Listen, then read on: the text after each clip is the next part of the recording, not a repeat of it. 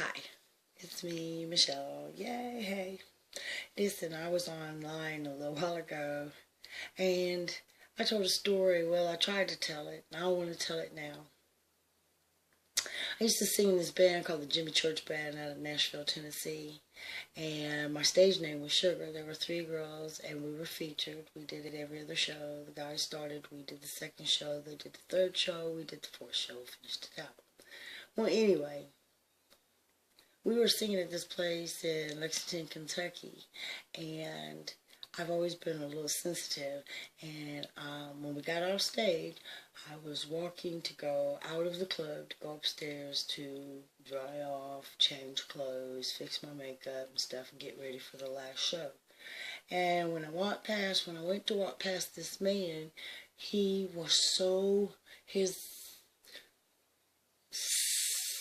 energy was so down.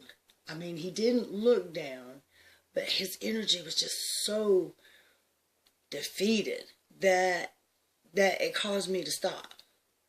And so, me being me, I always try to help. I always try to be a part of the solution. I don't need accolades for it. I want to help because my goal is to go to heaven. Because this isn't hell, and hell is supposed to be worse than this, and I can't take this, and I really won't be able to take that. So I will do whatever the Sam Hill it takes. Hear me when I say this, to go to heaven. I'm not playing. I'm not playing like God can't see me. I'm not playing like God can't hear me. I'm not playing like that. Everybody else can play like that or pretend like he's looking at somebody else, but oh no, he's in the walls and the atoms and the air. He is everywhere. So, 911. He was sad, and so he explained to me that he was from a particular tribe. And the Nez Perce tribe from Idaho, to be precise. And I can't remember what his name was, but it's like White Cloud or Silver Arrow or Riding Buffalo. I don't know. It was one of those kind of real solid Indian names. White Feather. Something. Anyway, so 911, I wanted to help. Now, backstory.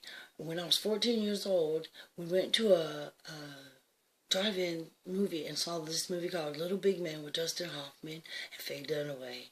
And I was horrified when I saw them beating the drums and playing the flute and carrying on, and they were shooting the men, the women, the babies in the little bundles, the dogs. They were just running through, losing their minds. And I had studied it in school, a little tiny taste, but on the page, it didn't look like in the movie. And when I saw what was in the movie, I was furious, shocked, sad, incredulous, and determined to be a part of the solution and not a part of the problem. And so I'm hysterical in the car. We can't even get to. I ain't never seen the end of that movie. They shot that baby in the face. I was done. No. So okay, got the backstory. So I'm hysterical. My mother's like, "Well, we better go. She's not gonna stop." I'm like, "No, did it?" So, I'm emotional. I get so emotional, baby. But anyway, so, 911. So, alright, so, as we're leaving the drive-in, I am so upset that, I start talking to God just immediately. And I'm like, God, I promise if there ever comes a day that I can do anything to help them, in any way, use any of my intelligence to help them, if you put them on my path, I promise I will help them.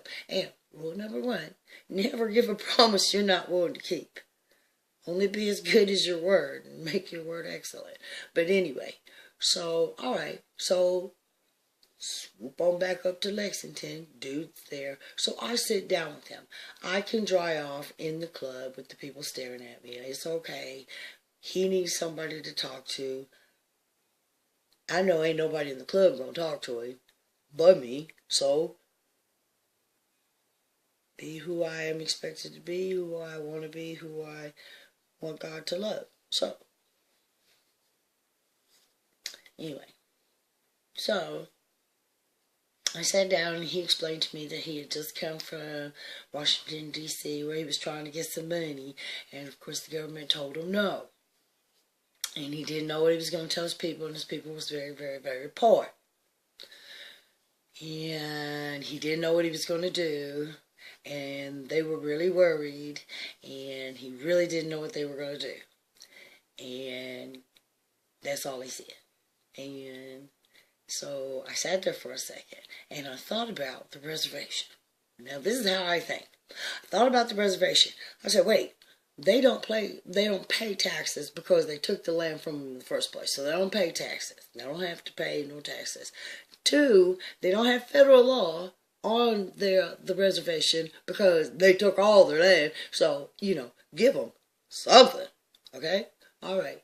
And 3, they needed money. Okay? And there were only 3 places in the country at the time that had casinos. Reno, Vegas, and Atlantic City. But they was in Idaho. But here's my thinking. Let me see. If it's cheaper for me to go to Idaho to spend my money than go to Vegas and closer, and I can go more often, I'm going to go to Idaho. If it's convenient, faster, quicker, cheaper. Amen. Pastor Baker. All right. They ain't got to pay no whatever. Now, I don't know how much they made a year, but I did hear that at one point casinos make $35 million a year. Alright.